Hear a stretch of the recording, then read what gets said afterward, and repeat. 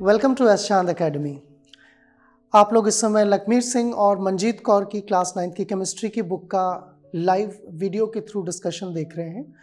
पिछले कुछ वीडियोस में हमने अभी तक के इस बुक के 3 चैप्टर्स कवर किए हैं और हमने अपने चारों तरफ मिलने वाले मैटर, उसकी प्रॉपर्टीज़, उनका क्लासिफिकेशन, इन सब चीज़ों के बारे में डिस्कशन किया था।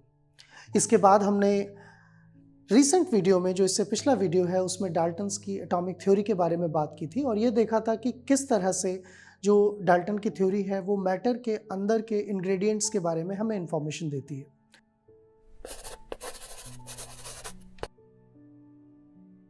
अब हम और डीप में जाकर एटम के स्पेसिफिक इंग्रेडिएंट्स की बात करेंगे कि एटम किस चीज़ का बना होता है, एटम का स्ट्रक्चर कैसा होता है, किस तरह से उसकी डिस्कवरी हुई थी।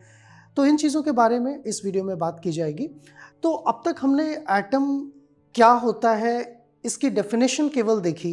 डाल्टन्स एटॉमिक थ्योरी जो है उसमें हमने देखा कि सारा जो मटेरियल है, चाहे वो एक ह्यूमन बीइंग हो या फिर एक कार्डबोर्ड हो या एक वुड हो, प्लास्टिक हो, जो भी आप मैटर सराउंडिंग में देखते हैं, इन सब को अगर हम ब्रेक करते जाएं, तोड़ते जाएं, तो छोटे छोटे पीसेस में तोड़ने के बाद जो अल्टीमेट स्मॉलेस्ट पीस मिलेगा वो एक्चुअली एटम होता है।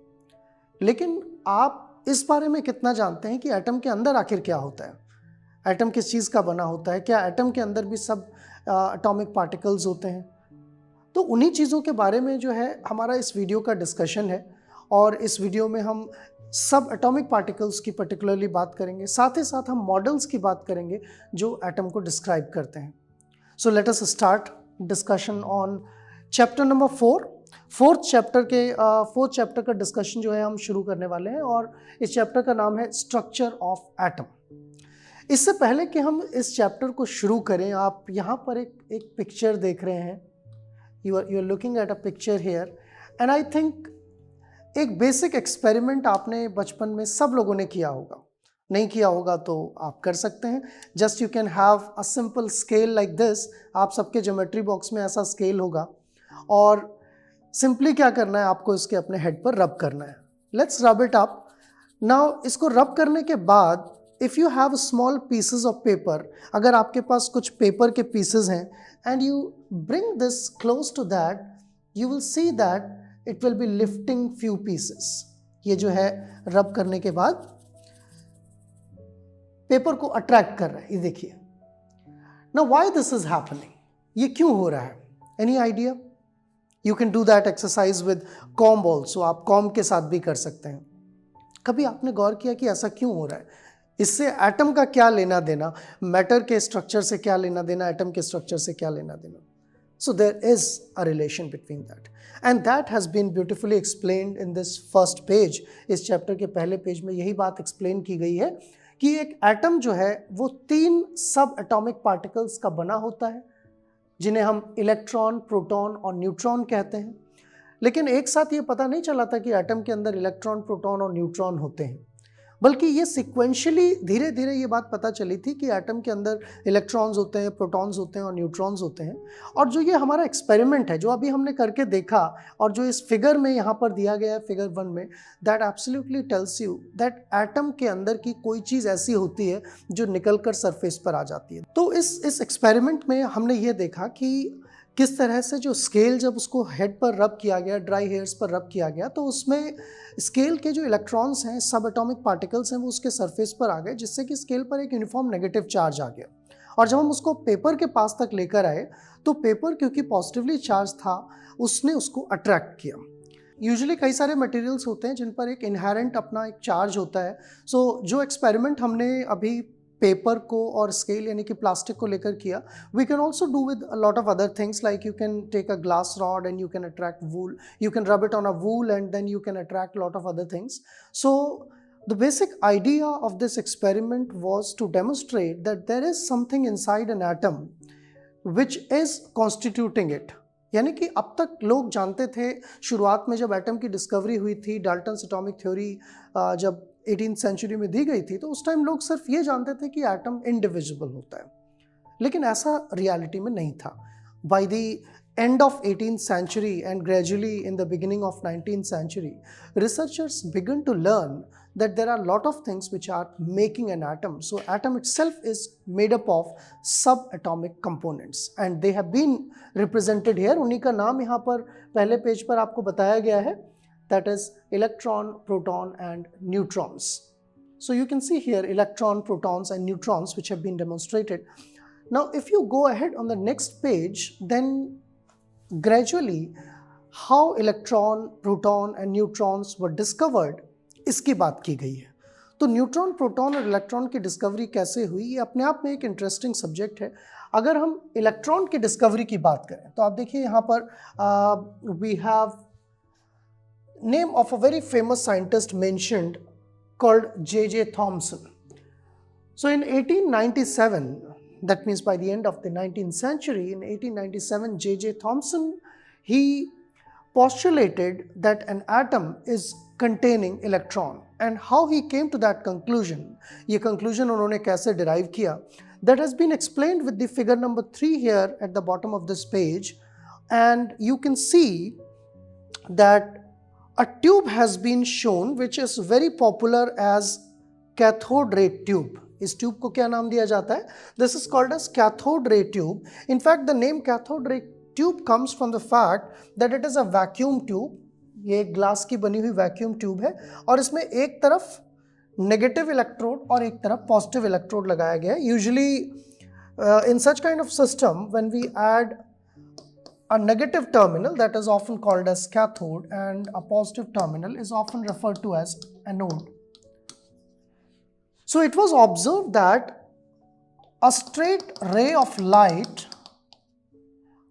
was emerging out from cathode. Cathode से एक light emerge हो रही थी, and to visualize what it made up of, they coated this tube with some material that can scintillate. That means it will produce glow. जब ये beam यहाँ से निकलने वाला, कैथोड रे से निकलने वाला बीम जो है, कैथोड से निकलने वाला बीम जब टकरा रहा था उस मटेरियल पर ग्लास के अंदर, तो वो एक चमक प्रोड्यूस कर रहा था. Now what that material was, initially that material was called as cathode rays. But how these cathode rays were being formed, current लगाने से कैथोड रेज कैसे बन रही थी, इनका नेचर क्या था, तो ये सब जानने की जब कोशिश की गई तो एक फर्दर एक्सपेरिमेंट किया गया. यहाँ पर एक पॉजिटिव और नेगेटिव इलेक्ट्रोमैग्नेट्स लगा दी गई और ये देखा गया कि ये जो कैथोड रेज हैं, they were gradually attracted towards this positive terminal. And what it represent that cathode rays which are being produced from cathode are negatively charged. इनके अपने आप इनके ऊपर क्या होता है, नेगेटिव चार्ज होता है. तो एक एटम तो यूजुअली न्यूट्रल था, उस पर नेगेटिवली चार्ज, उससे कोई चीज़ निकल रही है और एटम बना हुआ भी है यहाँ पर. इसका मतलब एटम के अंदर कोई ना कोई नेगेटिवली चार्ज कंपोनेंट होता है. And that made J.J. Thomson to postulate that an atom is made up of electrons. तो यहीं J.J. Thomson के थ्रू इलेक्ट्रॉन की डिस्कवरी हुई और इलेक्ट्रॉन की डिस्कवरी के बाद कुछ समय बाद ही एक और चीज़ का पता लगा, that is called as proton. क्योंकि एटम्स यूजुअली न्यूट्रल होते हैं और अगर एक चीज़ एटम के अंदर नेगेटिवली चार्ज है और एटम न्यूट्रल है तो उसको न्यूट्रलाइज करने के लिए कोई और चीज़ ज़रूर होती होगी. So another experiment which was very similar to the experiment of J.J. Thomson was performed by a scientist whose picture you see here, Eugen Goldstein. Eugen Goldstein ने एक लगभग वैसा ही एक्सपेरिमेंट किया. Here he just perforated cathode को उन्होंने perforate कर दिया ताकि कैथोड रेज डोमिनेट ना करें. और फिर उन्होंने देखा कि एनोड जो पॉजिटिवली चार्ज टर्मिनल था उससे भी कुछ रेज प्रोड्यूस हो रही थी and they were positively charge, यानी कि एटम के अंदर एक पॉजिटिवली चार्ज मटेरियल भी था. So with the combined efforts of J.J. Thomson and Goldstein, it became possible to postulate that an atom is made up of proton as well as electrons. Electron और proton atom के अंदर होते हैं. It has also been mentioned here, if you look carefully, अगर आप देखेंगे तो यहाँ पर दो चीज़ें और दी हैं. एक इलेक्ट्रॉन कितना भारी होता है, इलेक्ट्रॉन का जो चार्ज है वो क्या होता है, वो दोनों बातें यहाँ पर की गई हैं. An electron is having mass of 1 / 1840, यानी कि करीब करीब हाइड्रोजन एटम के मुकाबले 2000 गुना हल्का होता है एक electron. Exactly it is 1 divided by 1840. So 1840 times a fraction of hydrogen atom is the mass of electron. On the other hand, you know the unit of charge, आपने फिजिक्स में पढ़ा होगा, चार्ज को हम कूलम में represent करते हैं. तो इलेक्ट्रॉन का, एक इलेक्ट्रॉन का जो चार्ज होता है वो है 1.6 into 10 to the power 19. So you can just have a look at these two things. I'll magnify this for you and you can remember these values for future reference. The mass of electron is this much. This is the absolute mass in grams, 9 into 10 to the power minus 28 gram, and 1.6 into 10 to the power minus 19 coulomb is the charge of electron. So having known that, we will now look at the properties of proton as well. हम proton की properties भी देखेंगे. So mass of proton is exactly equal to the mass of hydrogen atom. Hydrogen atom के बराबर ही होता है mass of electron. और अगर एब्सोल्यूट मास की बात करें, it is 1.6 into 10 to the power minus 24 grams, whereas charge is just equal and opposite to that of the electron. So it is 1.6 into 10 to the power minus 19 coulomb. We will also see gradually that इसी book में आगे pages में कुछ एक table दी हुई है जिसमें तीनों सब एटॉमिक पार्टिकल्स का कंपैरिजन भी किया हुआ है. तो ये बातें आई थिंक आपको अब तक समझ आई. आपको पता चला कि एटम के अंदर इलेक्ट्रॉन कैसे डिस्कवर हुए, प्रोटॉन कैसे डिस्कवर हुए. लेकिन एक क्वेश्चन अनआंसर्ड था, वो ये कि अगर इलेक्ट्रॉन का मास हमने पता कर लिया, एब्सोल्यूट मास जो कि पिछले पेज पर दिया हुआ था, प्रोटॉन का मास हमने पता कर लिया, तो ये दोनों चीज़ों के मास जोड़ने के बाद हमको एटम का मास मिल जाना चाहिए. लेकिन ऐसा था नहीं. एटम का मास इलेक्ट्रॉन और प्रोटॉन के मास जोड़ने के बाद भी उससे ज़्यादा था. यानी कि एटम के अंदर कोई एक और चीज भी थी जिस पर चार्ज तो नहीं था लेकिन मास था. And that was later on discovered as neutron. वो न्यूट्रॉन की तरह एक और सब एटॉमिक पार्टिकल की तरह डिस्कवर हुआ. सो J.J. Thomson, Goldstein, they made discoveries of these two subatomic particles, and then Chadwick, he came up, James Chadwick in 1932, he came up with the idea of a neutral component inside an atom called neutron. तो इस तरह से atom के अंदर तीनों चीज़ों के बारे में पता चला, इलेक्ट्रॉन, प्रोटॉन और न्यूट्रॉन के बारे में. वो यहाँ पर सब कुछ दिया हुआ है. यहाँ पर कैरेक्टरिस्टिक्स भी दी हैं न्यूट्रॉन की. अगर हम क्विकली आगे चलें तो इन सब चीज़ों की समरी देखना चाहें यहाँ पर, तो एक समराइज्ड वे में ये सारी बातें दी हुई हैं. एक प्रोटॉन जो है उसके ऊपर 1 यूनिट चार्ज होता है जो कि एब्सोल्यूट अमाउंट में अगर आप देखें तो 1.6 into 10 to the power minus 19 coulomb है पॉजिटिव चार्ज. और इसकी लोकेशन कहाँ होती है? न्यूक्लियस में होता है. जबकि एक इलेक्ट्रॉन जो है उसका मास हाइड्रोजन एटम से काफ़ी हल्का होता है, करीब 2000 गुना हल्का होता है. दैट मीन्स 1840 इलेक्ट्रॉन्स जब मिलेंगे तो वो एक हाइड्रोजन एटम या एक प्रोटॉन के बराबर भारी होंगे. लेकिन चार्ज प्रोटॉन और इलेक्ट्रॉन का इक्वल एंड अपोजिट होता है. तो ये बातें यहाँ पर हमने देखी. J.J. थॉमसन ने जब स्ट्रक्चर दिया था एटम का तो उन्होंने ये भी बताया कि एक एटम का स्ट्रक्चर जो है किस चीज़ का किस तरह से अरेंज्ड होता है, क्योंकि J.J. थॉमसन ने जब इलेक्ट्रॉन की डिस्कवरी की थी तब तक न्यूट्रॉन्स के बारे में नहीं पता था. So how J.J. Thomson imagined an atom, किस तरह से उनका एटम दिखता था, ये हम एक छोटे से ब्रेक के बाद देखेंगे.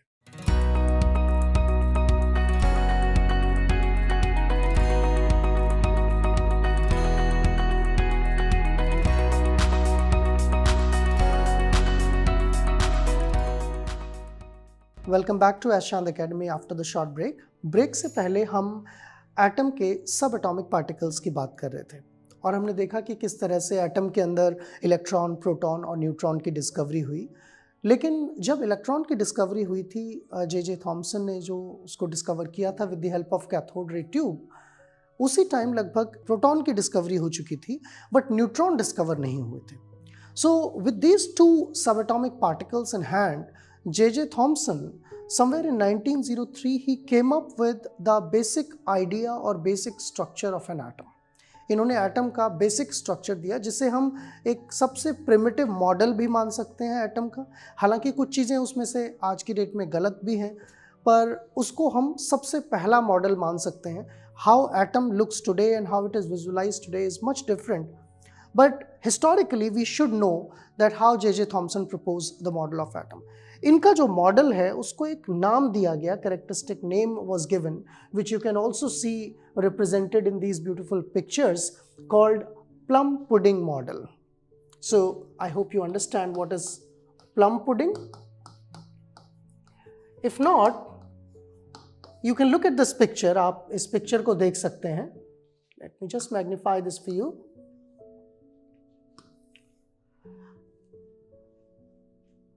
This is a cake which is often prepared in the various functions, various occasions. So in this plum pudding, in the old British English, the plum refers to raisins. Hindi में आप समझ सकते हैं किशमिश जो होती है उसको एंशिएंट ब्रिटिश इंग्लिश में प्लम कहा जाता है. It does not mean the fruit plum basically. So raisins are embedded in pudding और cake. So atom was imagined exactly like this when two things were in hand of J.J. Thomson. One was proton and another was electron. So what he imagined that atom is an ocean of protons. Atom में जो protons हैं वो एक ocean की तरह है, and the electrons are embedded here and there in the entire surface just like raisins. तो आप ऐसे समझ सकते हैं कि इस केक का जो पुडिंग पार्ट है वो क्या है, वो प्रोटॉन है. सारे प्रोटॉन एक केक वाला पार्ट बना रहे हैं, एंड द प्लम्स और raisins in this cake are representing electrons. Another way of understanding this in a simplified manner could be this watermelon. All of you may not understand what is plum pudding, but at least आप सबने watermelon तो देखा होगा, तरबूज तो देखा होगा सबने. तो तरबूज में आपने देखा है कि पल्प जो है उसका रेड कलर का होता है, बीच में जगह जगह सीड्स होते हैं. तो जो जगह जगह उसमें बीच में सीड्स होते हैं और जो प्लम जो उसका रेड पार्ट है, इसको भी आप एनालॉगस मान सकते हैं J.J. थॉमसन के मॉडल से. So you can say that the red part is representing what? It is representing protons. ये जो red part है ये protons को represent कर रहा है, जो कि यहाँ पर cake represent कर रहा था, जबकि यहाँ पर जो raisins represent कर रहे थे वो यहाँ पर seeds represent कर रहे हैं, and they are analogous to electrons in an atom. But this was oversimplified. Provided the kind of knowledge or information available at that time, it was an oversimplified model of an atom. ये एक oversimplified model था. What could have been the drawbacks? If you imagine, क्या drawbacks हो सकती थी इस model की, J.J. Thompson model की क्या drawbacks हो सकती हैं? तो एक तो ये कि as soon as the neutron was discovered, जैसे ही न्यूट्रॉन की डिस्कवरी हुई, वैसे ही इस मॉडल में न्यूट्रॉन का तो कोई प्लेस ही नहीं है. We do not have any place for the neutrons, right? And the second thing, if two oppositely charged components are kept together, अगर negative और positive charge चीज़ें एक साथ रख दी जाएं, what J.J. Thomson proposed, that there is a sea of protons and the electrons are embedded in that, they will eventually neutralize each other. वो एक दूसरे को क्या करेंगे, न्यूट्रलाइज कर देंगे. तो ये मॉडल केमिस्ट्री के लॉजिक के हिसाब से भी, फिजिक्स के लॉजिक के हिसाब से भी, it was not that stable. That's why this was quickly rejected, and very soon another famous experiment was performed that was done by a scientist called Rutherford. So we'll be talking about Rutherford experiment in detail and the model in the coming video. But let me just summarize quickly to you what we have learnt in this video. हमने इस video में क्या देखा? We started with the basic idea of atom, और हमने बात की atom के सब एटॉमिक पार्टिकल्स की. स्पेशली हमने देखा कि किस तरह से J.J. थॉमसन ने कैथोड रे ट्यूब एक्सपेरिमेंट करके, परफॉर्म करके इलेक्ट्रॉन की डिस्कवरी की, और साथ ही साथ गोल्डस्टीन ने जो है प्रोटॉन की डिस्कवरी की, और चैडविक ने मास को रिलेट करते हुए न्यूट्रॉन की भी डिस्कवरी की. तो ये तीन सब एटॉमिक पार्टिकल्स जो हैं, neutron, proton and electron, they constitute an atom, and how exactly they are arranged, we saw that with the help of a most primitive model called J.J. Thomson's model, and sequentially we will talk about Rutherford's model in the coming video. आपको मैं एक बार याद दिलाना चाहूँगा कि ये जो हम डिस्कशन कर रहे हैं ये लखमीर सिंह और मंजीत कौर की केमिस्ट्री क्लास 9th की बुक से कर रहे हैं, जो कि एस चांद पब्लिशिंग के थ्रू पब्लिश्ड है, and you can always have a hard copy of this book with you to consult in detail. You can also have exercises at the end of each topic with the help of which you can practice questions. So I hope you are enjoying these videos and this is making a better explanation for you to understand and comprehend the topic. Do like, share and subscribe the video and share with your friends so that a lot of other people, including you, can be benefited from it. Thanks for watching. All rights reserved. This video has been prepared for educational purposes only. No part of it may be reproduced or copied without the permission of the copyright holder.